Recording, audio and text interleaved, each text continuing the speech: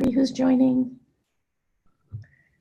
Let's see, we have So 1, 2, 3, great. 4, 5, 6. There's about 12 schools, I think. It's great. And I might also suggest that just like Pittsburgh Squirrel Hill put the name of their center on their nameplate, you all might want to put the name of your center on your nameplate, or any name you'd like to use. I often go by Share or Howdy Doody, but whatever you'd like to be known as today, just please let us know where you are so other people, even if we know where you are, other people can know who's on the call.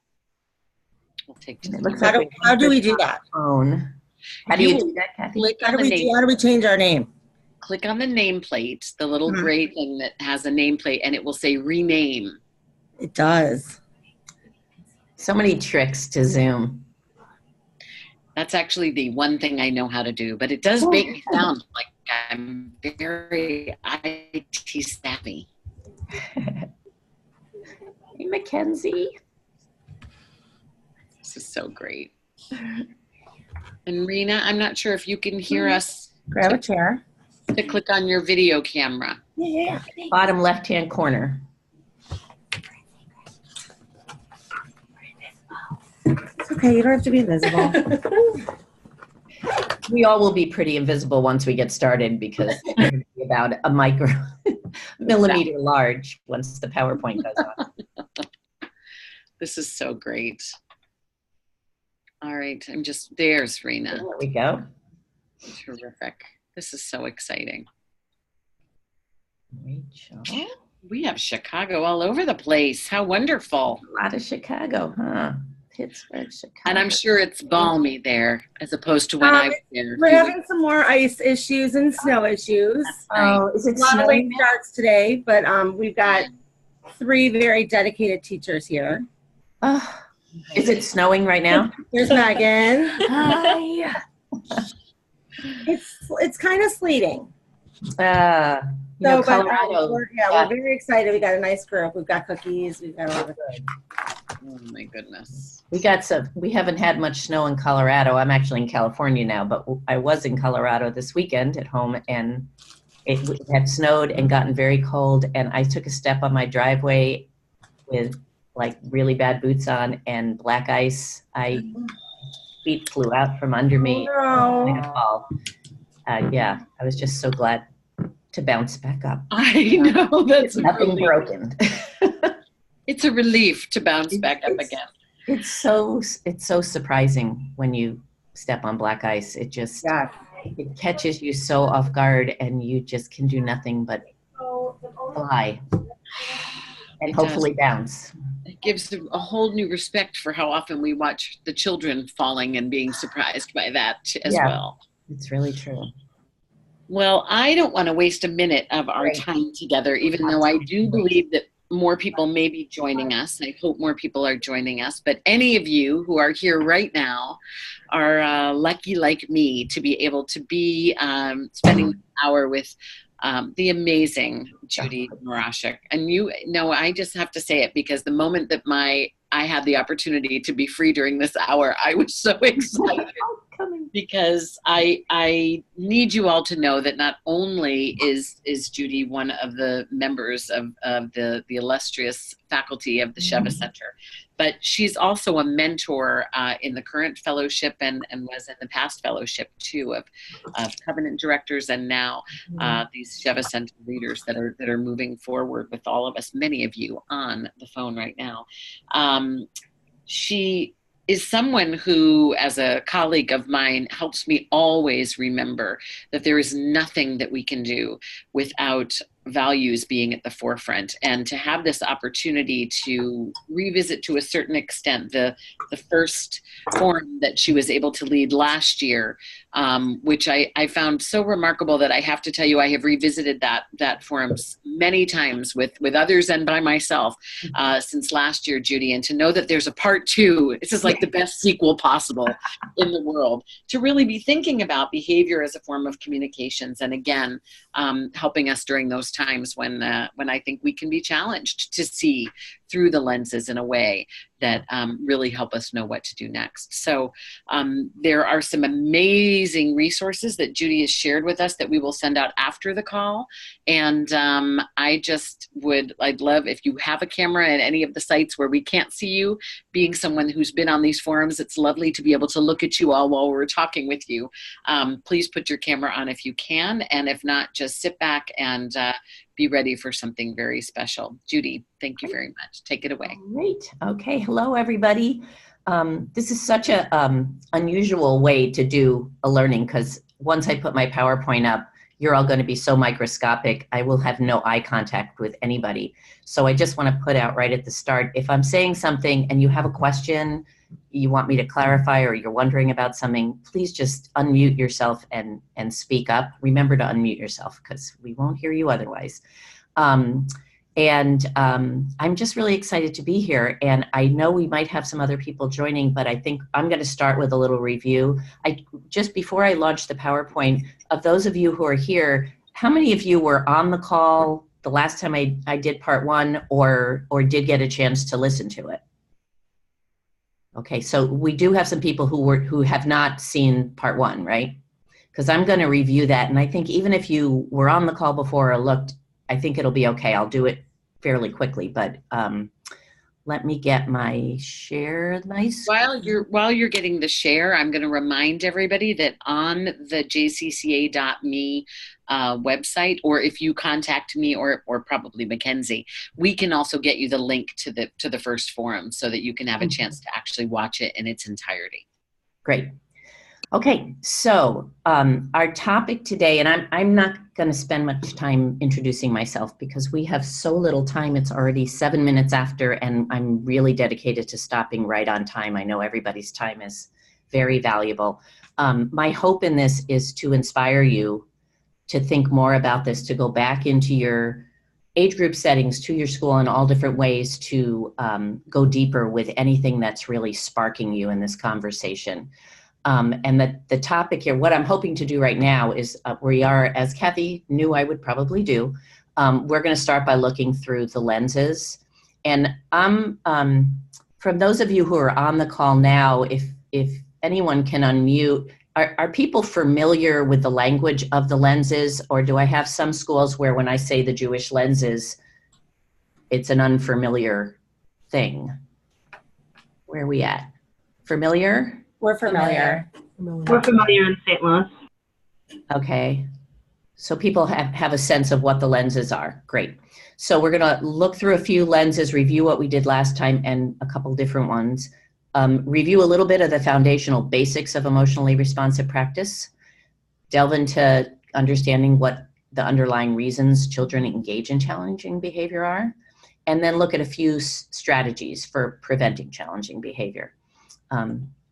So I'm just going to be very quick on this one. The lenses, as people seem to be familiar with, are really the idea that what makes our institutions and our schools and our classrooms Jewish places is not just that we celebrate the holidays and we speak a little Hebrew and do the blessings, but that we are really living these core values that that we use Hebrew words and they are drawn from Jewish texts, yet they're so universal that these are really values that I've yet to meet any parent of any faith or of no faith at all that hasn't wanted their children to grow to develop these values. And the idea is that we're living them in everything that we do, in the way that we are with each other, in the way that we are with children, with families, the way we structure our time and create curriculum, the way we partner with families, everything that we do is looking through the lenses. And I think it's such a beautiful metaphor because it really, and I probably said this in the first part of this too, but I think it always bears repeating, is that it's so easy to live these values. We all probably agree that, yes, this is what we value.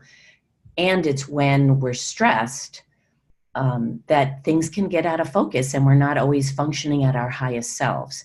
And certainly challenging behavior can put us into that realm where we're not always functioning the way we might hope we're functioning. And so the lenses are this beautiful tool to say, things are looking out of focus. I need to step back and put on my glasses and put this particular lens on to see this child differently. Because it's very easy to see every child who's compliant and adorable and funny with the perfect parents who you wish you had a class full of. You see those people through these lenses all the time when you think of like B'Tselem Elohim and seeing their potential and dignity. It's with those challenging children that we really need to put the lenses on. So since we have people who really know the lenses, this is just a list of them, but we're not going to spend a lot of time on that. We're going to look at a couple of them. So in the first session that I did, the first lens that we looked at on this whole topic of challenging behavior, I don't think you can look at it without looking through the lens of B'Tselem Elohim. The idea that everybody on earth is made in the image of the divine, and that means that everybody has a spark in them, something wonderful and unique that every human being possesses. And that as early childhood educators, it's our job to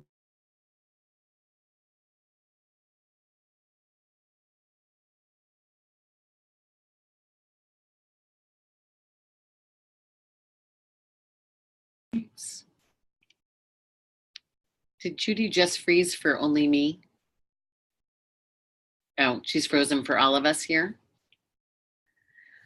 Frozen for us too. Okay.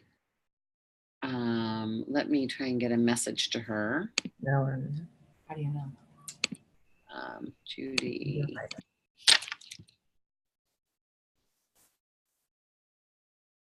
Oh, Judi, are you back?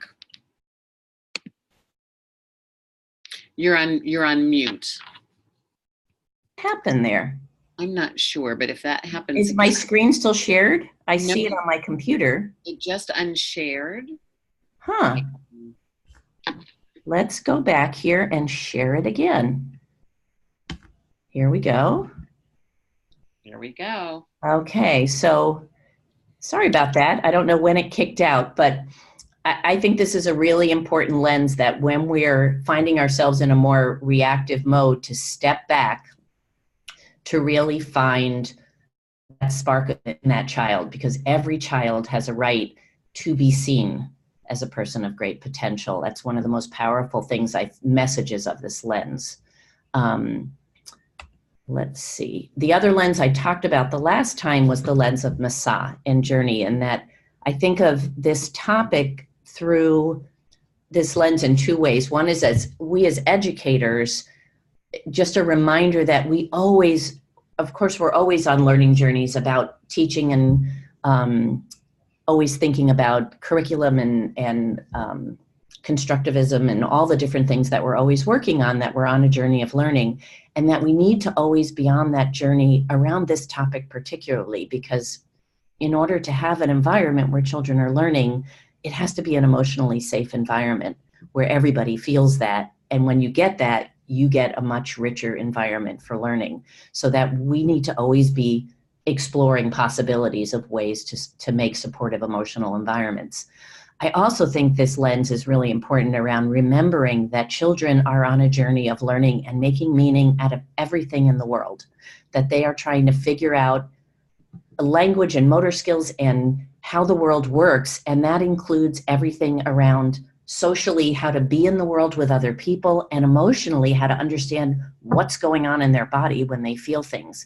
And they've only been on Earth for 1 or 2 or 3, maybe 4 years, and they haven't figured it all out yet. And it's our job as educators, just like it is around cognitive skills or language skills, to see what skills are missing and support them to grow, rather than being upset that they don't know how to do this and be reactive to behaviors that arise because they haven't figured out how the world works. So the two other lenses I wanted to bring up today for the conversation we're going to have are Kedusha and Drash. Kedusha being holiness, and how we elevate anything to the sacred, to the level of sacred, is by being fully present and intentional in what we're doing. And I think that's such an important lens to use when you're talking about challenging behavior that, again, can trigger a lot of emotions. We all have our own triggers, and it's important to identify what your triggers are so that if there's a child who triggers you, a behavior that you know always gets to you, that whining reminds you of your little brother, or, you know, and it just makes you feel reactive, to be aware of those things, to be really present in this moment and aware and intentional around how you're responding to children.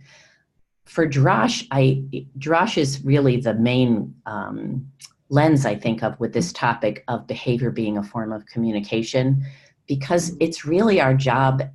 We have so many jobs as early childhood educators, so many hats we wear, and one of them is to be a detective and to look for the clues behind the behavior, because behavior is, children don't have the language, the development of language to fully communicate and identify how they feel and what's going on and why they're acting the way they are. And it's our job to help figure out what the clues are, to tell us what they need and to give it to them in a more appropriate way. So I think the idea of interpreting their behavior is very much through the lens of Drosh. And how do we interpret things is that we ask good questions and we engage in dialogue so that we can build new understandings. So we ask ourselves the questions of, as we go through this, we'll come to what's behind the behavior. We try to figure out which of those things is the thing behind the behavior, and then we make a best guess of what their need is so that we can begin to devise curriculum and interactions that will support them to learn the skill that they're missing.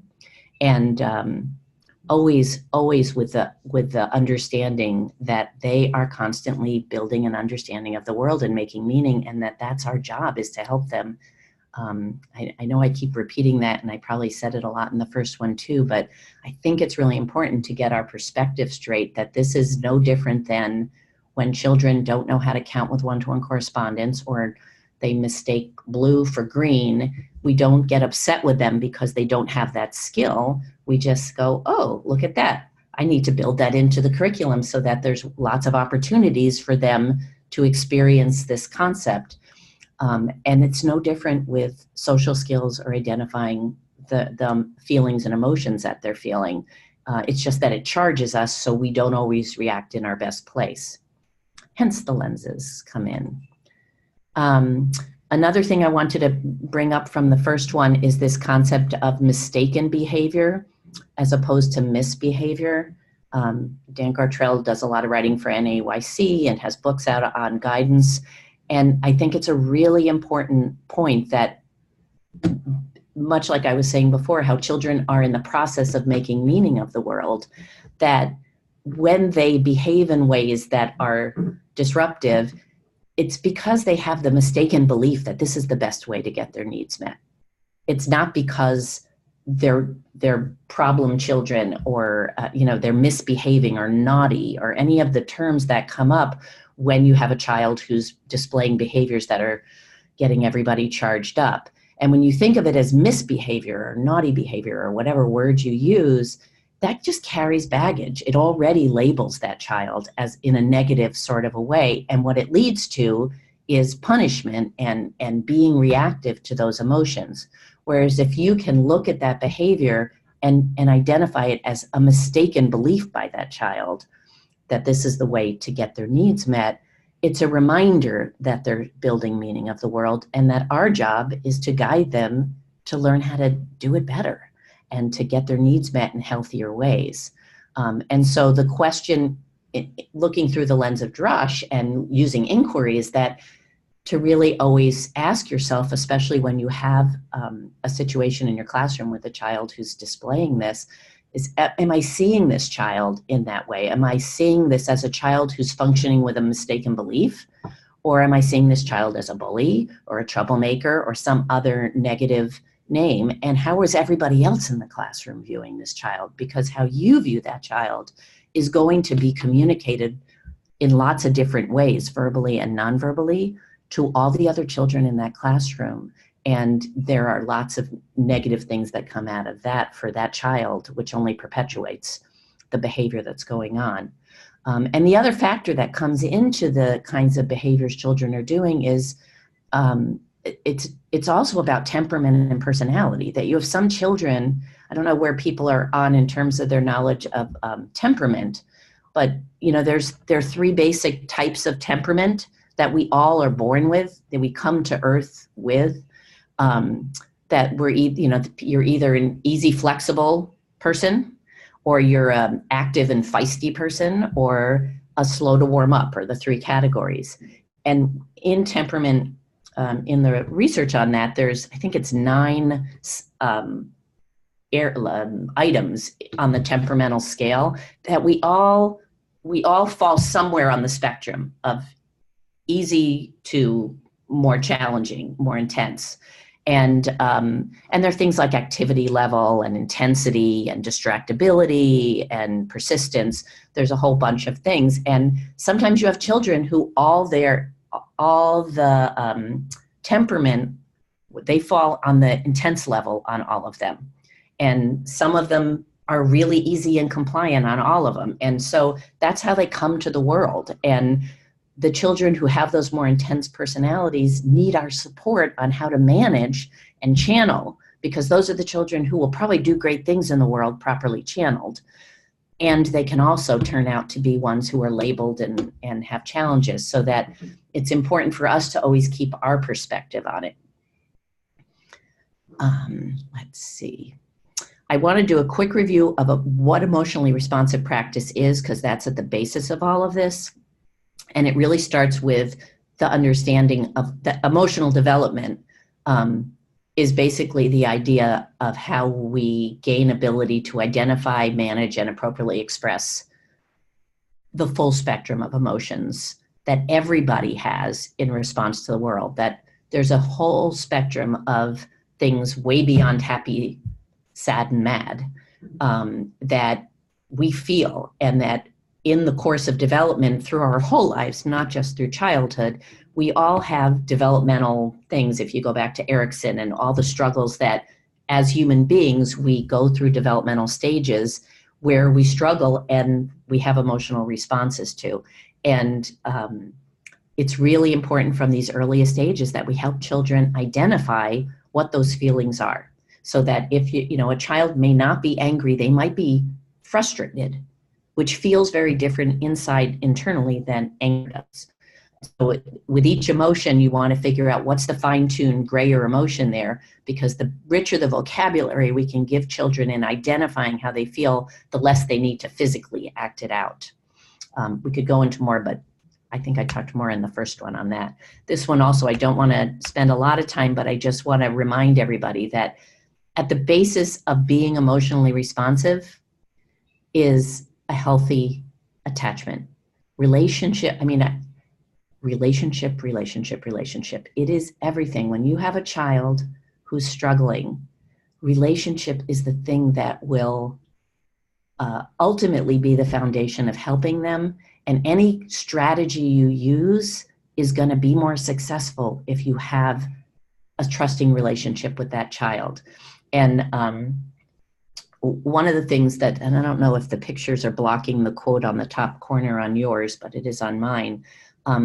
That little quote at the top is all about the importance of the language we use with children so supports building a relationship, and that when we can we can speak to the emotional intent behind behavior and not just at the surface behavior. When a child looks at you because you said it was time to clean up and they don't want to, and they are just saying, stupid, stupid, stupid. And somebody says, it's not nice to say stupid. We don't call teachers stupid. That's not nice language.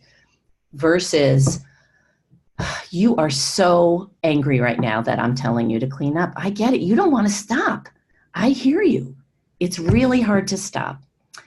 And I know we do. So where do you think we can, and move on, but identify what's underneath and not get into the, it's not nice to, when the real message is, I hear you, like, I get you.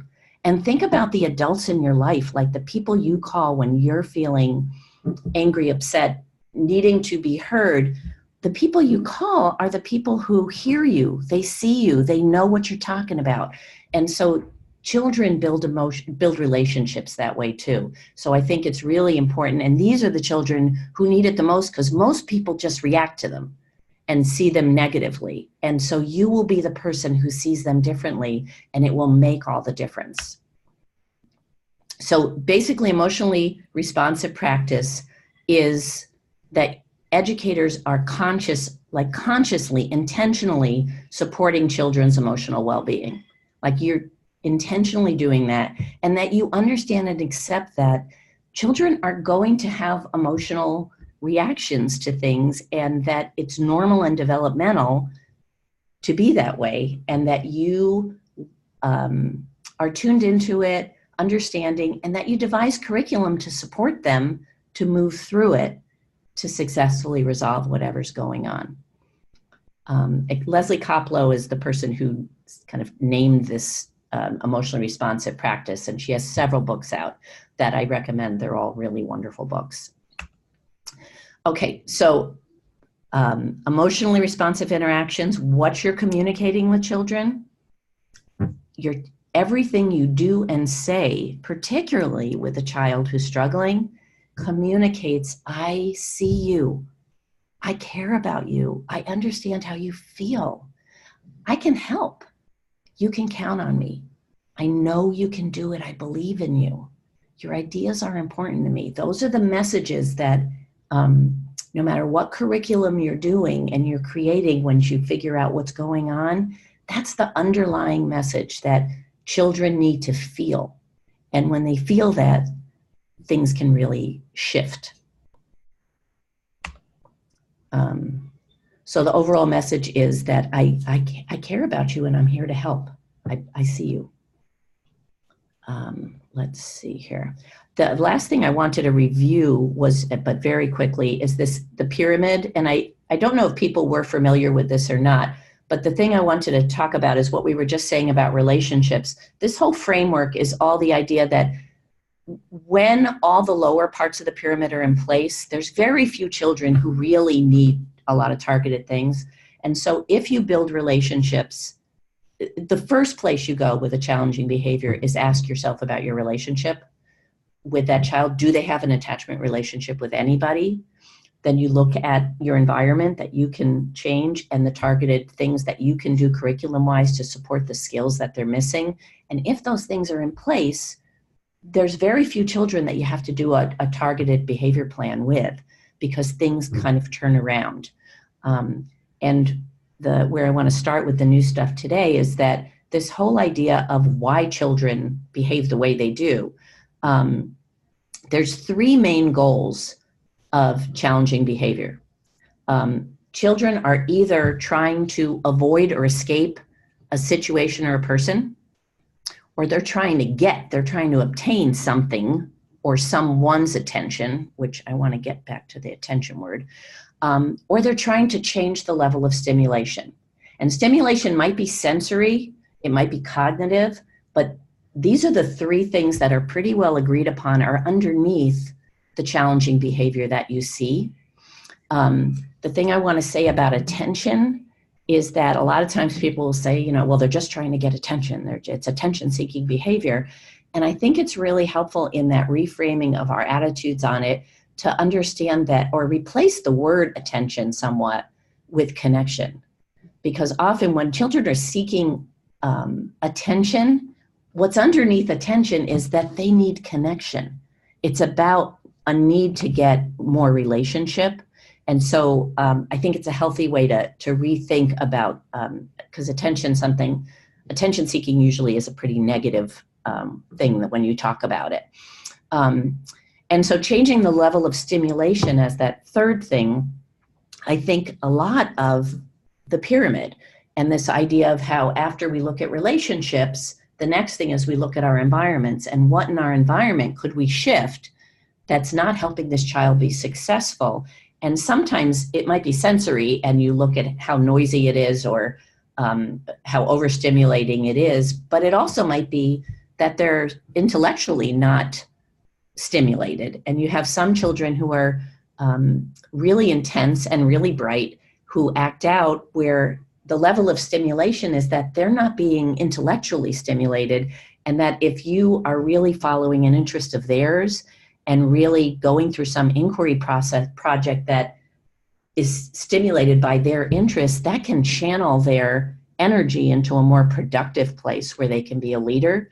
And so changing that level of stimulation where they feel stimulated intellectually can help their behavior stuff go down, partially because they're in a leadership role and partially because they're just channeling it into the interest that they have. So I'm going to stop for a second on this. Are people getting this, or does that sound sensible when you think of the children in your classrooms, that if you think of these three things, that these are three things that underlie the behaviors that's going on? And the interesting thing, I'll throw one thing out unless anybody wants to comment. Did anybody have a question on it? Okay. When you try to make your best guess, whenever you do like a functional assessment of what's going on with this child, you basically are making a best guess. You can't know for sure, and all you can do is make your best guess. And the interesting thing is that the same behavior could have any one of these three things underneath it. You know, if you have children who run and hide under the pillows at cleanup time and never participate in cleanup time. Anybody ever had kids who just like avoid cleanup time?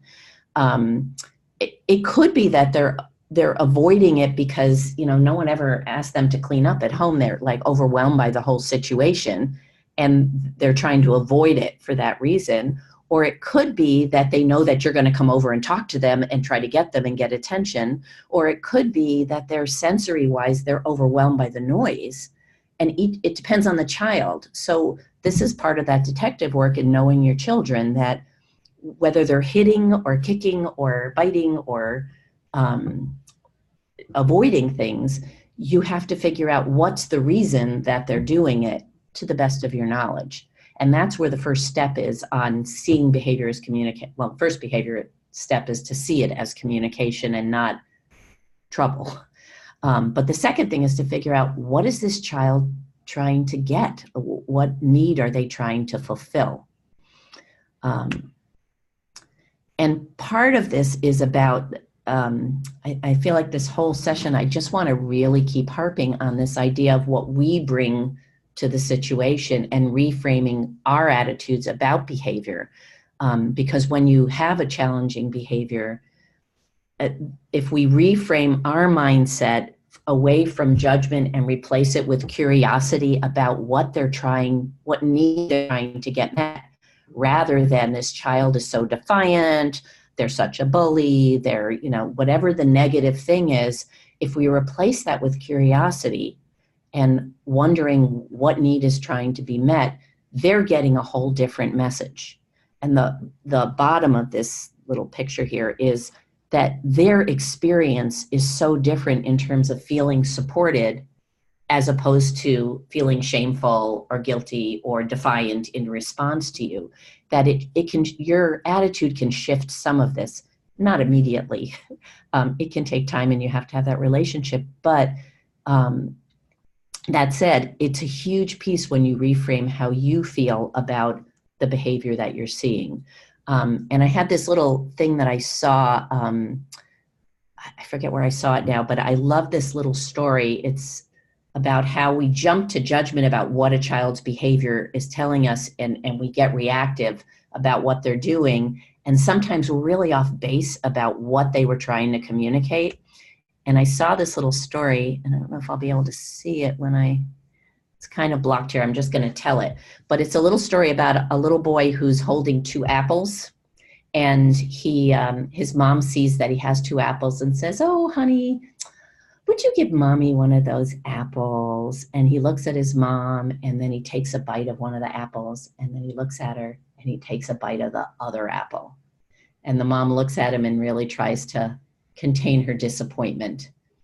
What do you think his behavior was saying? Anybody have an idea of what he might have been saying?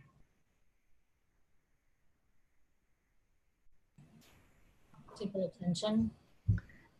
Getting attention, was that it? Mm-hmm. Someone said maybe trying to get her attention, just kind of getting a reaction from her, possibly. However, in this case, after he did that, he waited a moment, and then he handed his mom one of the bitten apples and said, "Mommy, here you go. This is the sweetest one." Oh.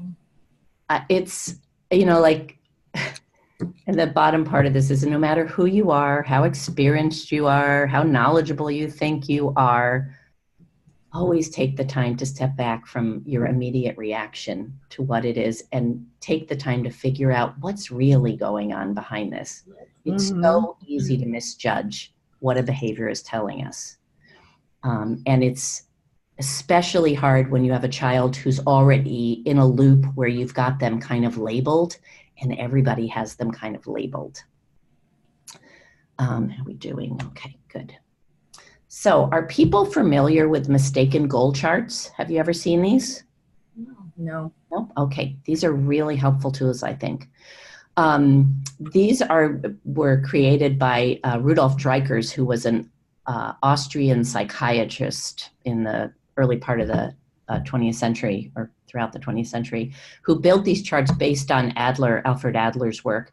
And he really, I always love when I find these older things that so many people really got behavior and got children a long time ago, and we should really look back to that more often. He just really believed that misbehavior that you see in children is an attempt to find belonging and significance. And they're doing it in unacceptable ways, but their goal is to be cared about and accepted. And that's really where challenging behavior comes from. And so he created these charts, and there's a lot of different versions. The positive discipline people have a version, and but it's actually nice to search around, because on the final column where there's like responses, they all do it a little differently, and one might speak to you more than another. But the thing that I love about these, this is with the assumption, the goal of the child is an assumption that there are 4 goals of the child's behavior, is that they're looking for attention, connection, or there's like a misguided sense of need to be in charge and have power. There's a need for revenge, which is kind of a strong word, but it's comes from where the child is coming from. Or there's a sense of assumed inadequacy. And so those are the goals of it. The interesting part in this is then there's a column that has if the parent or the teacher feels this way, because you don't always know exactly what that is, but you as a teacher know how that child makes you feel. And this chart, by looking at I'm just always so charged by this child and so annoyed by this behavior, unless it's a particular trigger for you that behavior always does that, you're probably looking at undue attention if that's how you're feeling in reaction to this child. And it also gives you, like, if you tend to want to do this with the child, like do things for them, or just different kinds of behaviors that it triggers in you, that helps you figure out what their goal might be. It also, this chart, I'm going to switch to the next one. This one's hard to read because it's so tiny. The thing I like is that they have a column for the coded message. So undue attention, the coded message is notice me, involve me, do it usefully. I want to be paid attention to. Misguided power, while it might make you feel angry and challenged, the coded message is, let me help, give me choices. That's what the child is telling you. This one's a little easier to read, and it has most of the same stuff, but it's not called coded behavior. I just kind of like that part. So these are really helpful especially when you're feeling reactive with a child. It's another way to ground yourself and bring Kedusha into this, to bring yourself to a more grounded, present place to what's really going on and not be reactive. I always think of challenging behavior as like, it's easy to get triggered and be reactive. And I think of it as like, we want to be on the other side of the equation. We want to be proactive as opposed to reactive. And concrete tools like this can sometimes help you kind of take a breath and go into the proactive mode instead of just being triggered by the behavior.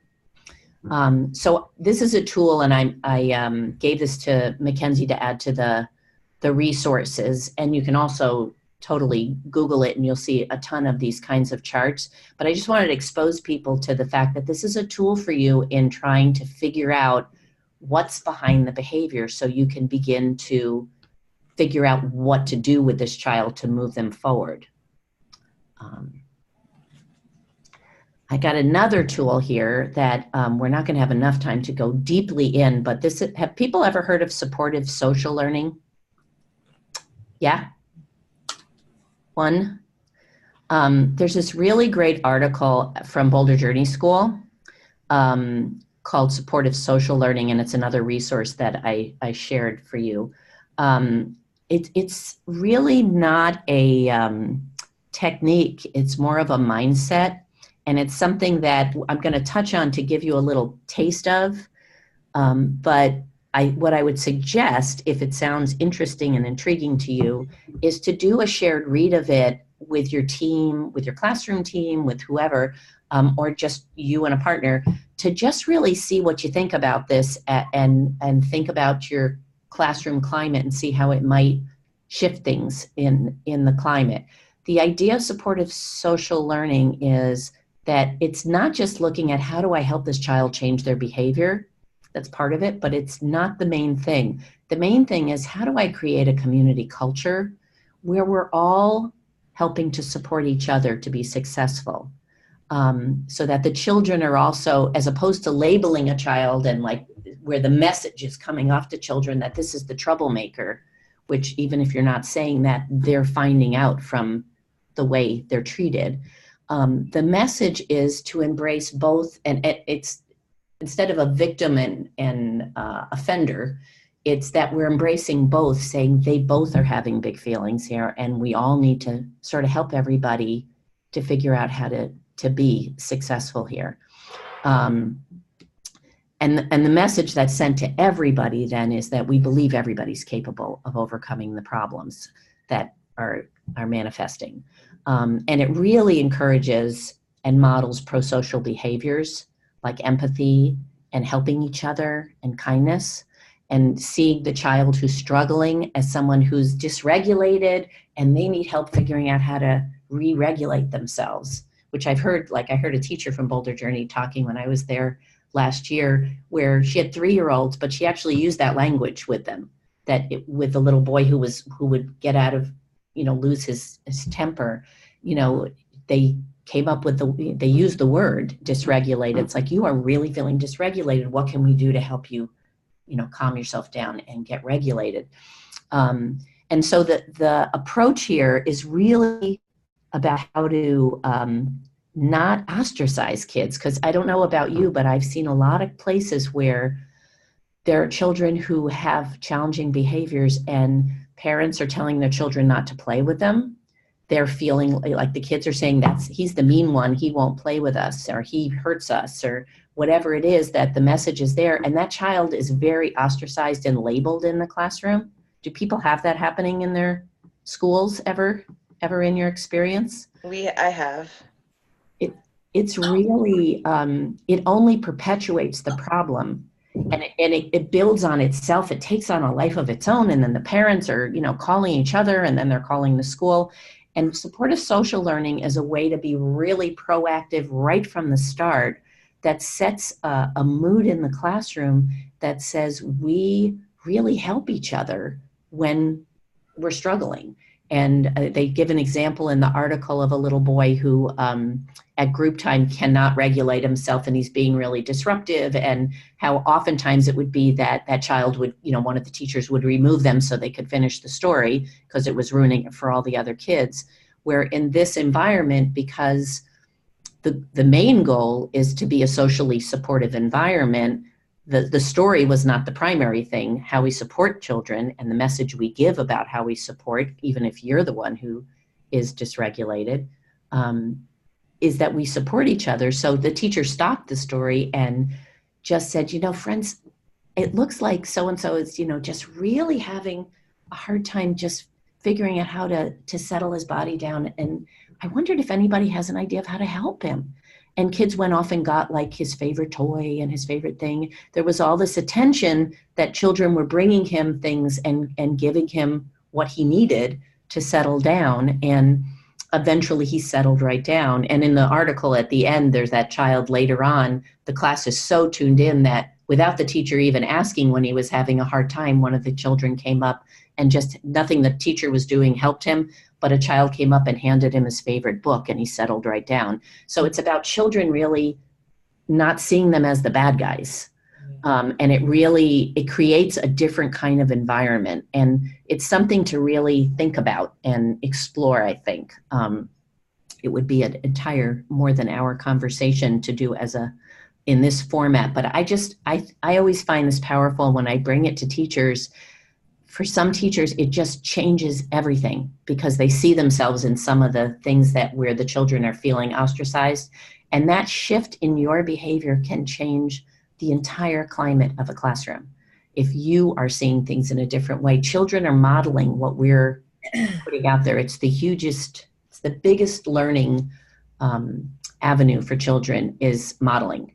And we don't always know what we're modeling as parents or as teachers. We all find that out as parents when we realize children heard us swearing or whatever, that, they pick up on what we're doing, and the nonverbal stuff, they pick on almost more intensely. And those messages are so coded and buried. We're giving these messages. And I think supportive social learning is a really interesting avenue. I know they were trying to put together a book on this, and I have to see, after Ellen passed away, the director at Boulder Journey last year, I don't know where that all ended up, but I think it would be a really great book as a shared read in a school too. Any thoughts on people who did know about supportive social learning? Like, is it something you've tried in your classroom? Or I don't know who said that. Not to put you on the spot. No? Was there someone who had heard of supportive social learning? Maybe I misunderstood.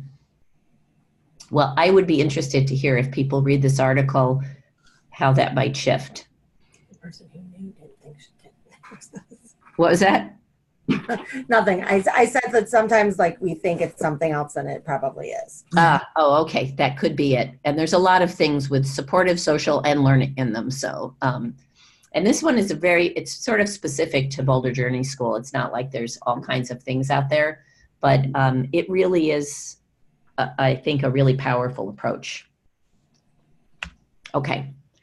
So we have about 10 minutes. I want to take 5 minutes to just tell you about one concrete strategy, because I know people do like to hear concrete strategies. And this is one that I think is pretty powerful, just to have a little tool in your pocket for when children are looking like they're about to explode. And then I just want to put some questions, if people have questions. So this one is just, my names for strategies are not very creative. They're very descriptive. And this one is making plans, writing notes. And when I worked in a therapeutic preschool as my first teaching job, and it was in Boulder. It was the most amazing program. As a first teacher, it was incredible to get the experience. And they were very severely neglected, abused, emotionally disturbed kids, and had really tough lives. And we had them from the time they were 2.5 to 5. So I had a mixed age class and had children for 2 to 3 years in my class. And a lot of the things that we did there to help these children who were so explosive because they did not have solid attachments and trust. I've later found, once I started working at the JCC in Boulder, that the strategies all worked with all children, because all children are emotional beings who struggle, and those same things really work. And so the commenting on the emotional intent was one of we used to call it commenting at Mapletree at the school, is one of the things that also comes from that. And the making plans, writing notes is a strategy that when you have a child who you know is more intense on their temperament on the scale and is easily frustrated and explosive, and you've probably seen lots of children like this, that the moment things don't go right or they didn't get a turn or something, you can see they're about to lose it. This is a really good strategy. Not every strategy is good at that moment, because children are kind of in their they're much more emotional and not able to hear what you're saying. But this strategy works for a very specific reason. And so when you have someone who's about to lose it, this is a strategy that kind of gives, when they're having that big emotional thing, it helps you bring them to the other side of their brain with something very concrete and literal, and it really helps also to support them in gaining a sense of delayed gratification and self-regulation that you can reinforce because they successfully hold off and don't explode. This does not work if they're already in a full-blown tantrum. It's about really being present and knowing that child that they're about to go. And it said, you know, the message is, I really understand how you feel and I can help. The example I always give is this little boy that I had a long time ago who was very intense and explosive. And you can tell this was a long time ago because we had typewriters in the classroom, and you probably don't even have typewriters in the classrooms for children very often anymore. But we were doing things on machines and all kinds of stuff we were taking apart, and we had a lot of machines to use, and we had 2 typewriters, and they were very popular. And the kids would write their names on the list and cross it off and go find somebody who was next on the list. And this one little boy was on the list, but I could see that there was no way he was going to get his turn with the time. And so I would put myself close to him when it was cleanup time and it was announced that there were 5 more minutes, and he could see that he wasn't going to get a turn, and I knew he was going to explode. So I would use this with him, and I've used it in many situations with lots of different ages. And the thing is that when they're right on the verge, you identify the emotion that they have. I can see, Jesse, I can see you are so frustrated that you waited so long and now it doesn't look like you're going to get a turn. You suggest a note be written. I have an idea. How about we get a piece of paper, we write a note to say, tomorrow you are the first person who is going to get to use the typewriter. And you start soliciting, you help them go over to the other side of their brain. You know, what color paper do you think is the best color so everybody will see it? And what color marker do you think we should write this in? Do you think they should be this big or this big? And you just keep getting ideas of how to write this note. Where are we going to put it? I had one child I used to do this with, and I always had to write 3 notes. Because you had to have one for his lunchbox so his mom would see it, one for his pocket that he could hold, and one to post somewhere in the room. And then the most important part of this plan is that you follow through. If you said tomorrow he's going to be the first one, you got to remember the next day to say, Jesse, remember we put that note there? I just want to remind you, after group, we're going to tell everybody at group that you are the first one because you waited so long. And you really play it up so they can do it. It's an amazing tool to shift kids. And what I found out after going to this talk, which was not at all related to young children, it was with adults in therapy, and they're talking about how when people get disassociated, the way to help ground people is to help them cross from one hemisphere to the other of their brain. And I've had a couple things where I like this, where they've worked really well. And I asked the therapist, is that why these things work? She said, absolutely, because you're taking a child who's in their right hemisphere of their brain and purely on emotion. And then in the context, you're not distracting them into let's count how many cars are going by the window. You're talking about something right in that context of that situation, but they have to cross over to the left hemisphere to think about what color paper and what color marker and what should it say and where do we put it. That's all crossing over. And the whole process of it, combined with the attention to recognizing how they feel and helping them and connecting with them, helps ground them. And I've almost never had this fail in all kinds of situations. Even with my child when she was 2 and she didn't want to stop playing because we were having to go somewhere, it was like, oh, let's write a note and it worked with her. So I just wanted to give it to you as a takeaway tool for children who fall into that category. So I'm going to give you one thought and then be thinking if you have questions for me.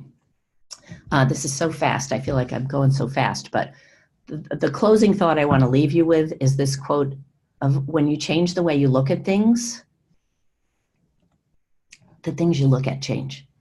The things being children and situations, that we really have a lot more power than we realize on this. And sometimes we go off in a spiral in the wrong direction. And if you can bring yourself back to the beginning and spiral it off in another way, it can totally change a situation.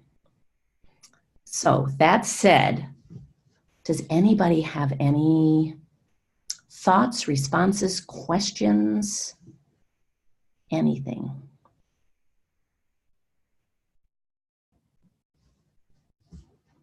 Or you can let me know why you got on today and what's happening that made you want this topic. I really like that you had a concrete strategy for us to leave this meeting with, where I can go back to my class and use it right away. I think that's really helpful. It is. I think it's really important because everybody, you can think big, I think lofty still and do lots of continuing, but it's nice to have something concrete. And lots of information to go back to my team to talk about as well. And please use the resource. There's tons of resources from the last one you may have seen. Did people get that link for the resources if they went to the? I got it. We're going to be sending all of those things out afterwards. So there were a lot of things. The pyramid framework. Too. Exactly. Yeah, all sorts of things that came up in the first one. But this one, I gave you an article on temperament because I find that people, I don't know if that's something people are very familiar with, but it's really a good reminder about understanding your children and what they just come to us with, and what our job is to help them figure out how to be. And for me too, because I work with babies in the morning typically, so their temperament is kind of obviously the biggest way that we can figure out what's going on with them and what they need. But in the afternoons, I am with all different age groups. So a lot of other things that you said were really helpful in that way too, especially with the temperament thing, because I'm a floater. I'm able to sometimes help the teachers that are maybe in there all the time and let them be able to step away if they need to. Right. That was really helpful. That's a really good role to be in because you can come in fresh, not triggered and all that. And babies, talk about behavior being communication. It's kind of their only form. Yeah, absolutely. And you're trying to figure out what their temperaments are. You know? But you figure out pretty quickly. I think with babies, we think about temperament more, and we forget with 4-year-olds that they also are reacting to their temper. You know, it's because of their temperament, not because they're a bad kid. Right. Yeah. Absolutely. Playing off their peers, absolutely too. Yeah. I think it was great to hear that, getting the other children involved and maybe stopping story time instead of taking that one child away. That was really good to hear, because I think that's often our first reaction is, let's move this child away so the rest of the children can get on with what they're doing and work with them alone instead of keeping them involved with everyone. Right. Think of all the messages that gives to that child and to all the rest of the group about how will we be treated when we're off. And it gives the message of what's the most important thing. What do we value in this classroom? What we value is our community and how we support each other. It's really more valued than, did we have to get this book read right now? Right. But I think that it really sends a good message too, because I think when we all think of stopping the story, we're stopping to shame, and we're stopping to say, oh, we have to stop again because, you know, Joey can't sit still, instead of and it becomes we had to stop the story instead of we had to stop the story and really help get back on track by helping each other as a community. Absolutely. Right. And think of that message. That's one of those coded messages to the kids that Joey's a problem. You know, look at that. We had to stop that shameful kind of thing. And when a child feels shamed, you're triggering more challenging behavior. And when a child feels supported, you're helping them to shift. I mean, there's all these subtle ways that you can shift the climate of your classroom, and it shifts the behavior. And it doesn't work every time, you know, like children are still human beings. We are not perfect all the time either. Well, maybe some of you are. I personally, I thought once I was a parent, I would be so amazing because I knew so much. And then I had children and thought, oh, it's not. Because, you know, we're human. And they're little humans who have not been here long. And you probably know adults who haven't figured this stuff out. Yeah. And here they are 2 or 3. You know, it's kind of amazing at how much they have figured out about the world. Judi, I can't tell you how much I just want to spend the rest of this week together, all of us. Maybe we can all just take this screen somewhere private. But I think I know I'm speaking for all of us. This was such an incredible hour that went so quickly. We promised to send all of the resources out afterwards, including people are asking for the PowerPoint too, Judi, to make sure. I did. I sent a PDF of the PowerPoint. So we will send all of those things. We can't thank you all enough for joining us during this time. Thank you. I want to give a little plug for the next forum, which will be on March 19th with Robin Browse, who's going to talk with us together about meaningful morning meetings, which I think is so wonderfully linked with these ideas of what are we really together, and isn't that a wonderful opportunity to reestablish why we're all together. So this hooks in so nicely to that. Judi, thank you. Everyone, thank you. Please have a wonderful day until we meet again. Take care. Thanks so much, everybody. Thank you so much. I don't know whose this is. I put it on the floor because I didn't want to knock it over. Meeting.